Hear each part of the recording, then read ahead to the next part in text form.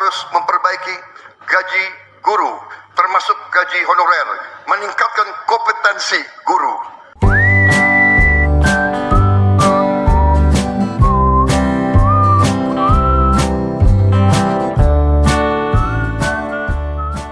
Kita harus memperbaiki gaji guru, termasuk gaji honorer, meningkatkan kompetensi guru.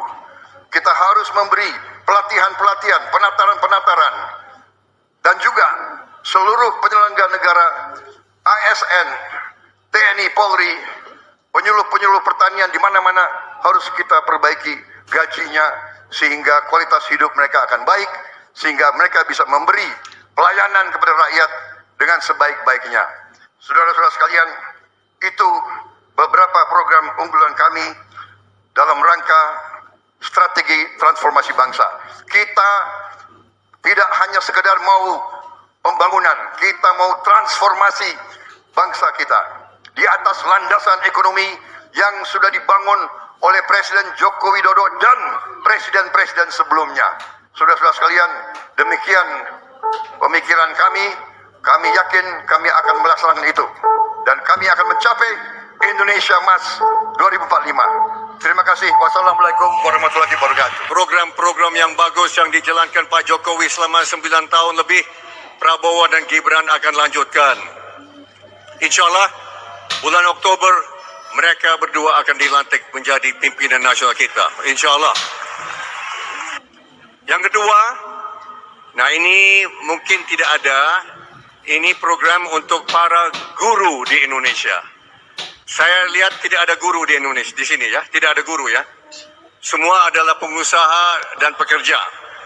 Namun pasti ada saudara-saudara yang punya keluarga atau kawan yang jadi guru hari ini. Betul? Ada?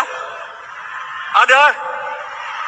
Ada keluarga, ada kawan, ada sahabat yang jadi guru hari ini? Ada. Prabowo dan Gibran membawa kabar baik. Mulai bulan Oktober insyaAllah tahun ini, setiap guru akan dapat tambahan gaji 2 juta rupiah per bulan. Dan itu selama 13 bulan termasuk THR. Karena kenapa? Itu tadi malam disebutkan, tadi malam di debat. Ada banyak guru yang masih dapat gaji 500.000 sampai 1 juta rupiah per bulan. Ya betul ya Pak Rosan, tadi malam disebut. Tidak mungkin Indonesia jadi Indonesia emas, di mana angkatan kerja itu cerdas dan kuat, kalau pendidikannya kurang baik. Kurang baik kenapa? Karena banyak guru bekerja sebagai ojol dan lain-lain. Betul atau tidak? Ternyata Pak Prabowo diberitahu oleh anak-anak kecil, guru mereka di Bojongkoneng, mereka pulang jam 10 pagi karena harus kerja sambilan. Banyak bekerja sebagai ojol. Ojol itu apa? Ojek online.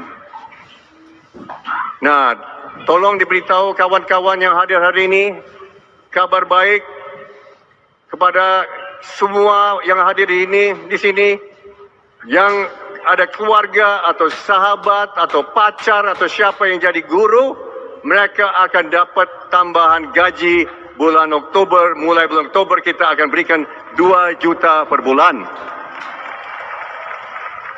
Kabar baik untuk pendidikan nasional Indonesia. Ada 4 juta guru, termasuk 537.000 guru honorer yang gajinya sangat minim, bahkan di bawah UMR. Tadi malam ada sebut di bawah UMR. Kita dengan 2 juta sebulan, kita akan naikin supaya bisa melampaui UMR di mana-mana di Indonesia. Saudara-saudara, saya lihat di sana di atas ini apa? Ada baliho, program 1 juta, 1 juta rumah, betul? Ini kurang akurat, ini kurang tepat. Kenapa? Karena Prabowo dan Gibran akan melancarkan suatu program 3 juta rumah setiap tahun. 1 juta rumah itu hanya di kota-kota besar. Kenapa? Karena menurut kawan-kawan dari Kadin, dari REI, Real Estate Indonesia, sekarang terdapat 13 juta keluarga masih menunggu rumah yang layak. Betul atau tidak? 13 juta kawan-kawan dari REI, Kadin.